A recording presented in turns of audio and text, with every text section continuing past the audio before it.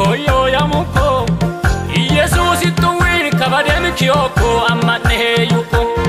e anila sonne wa mitakobeyo ilmo iseluko awan samukare ituwin magire wa ambeyo maruko itano nanane tubako kina tigise yuko iteksume shaka ime yukare ala zerkiyuko balane ballan kiyoko suminse sagar firo hare imata kiyoko eral manni keskurum ingidol bedoko iminene wa kurakamuki aganniyo wada simma dabachoko adada bachoko wada simma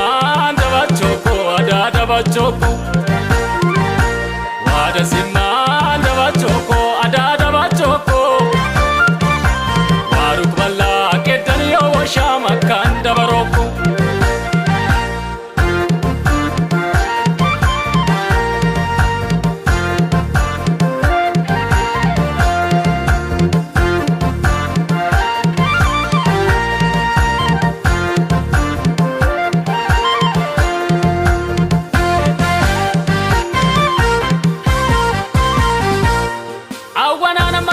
sibarlo ukare daj kol dillito urkumme kashena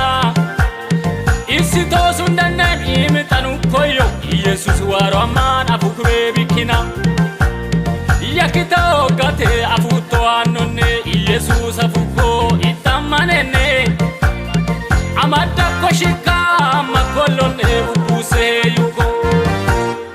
ailate yama yuko sami Yesusi amado shika makano buso shikalopo isito shikane kipawo muko yaka yaka hokumudui iramanene yumaninse lo pawaroko wa amanene ne yatumuro moyo isodi anana mulane ilioma sarak yoko Yesus angane wada simma dabachoko adada bachoko wada simma dabachoko adada bachoko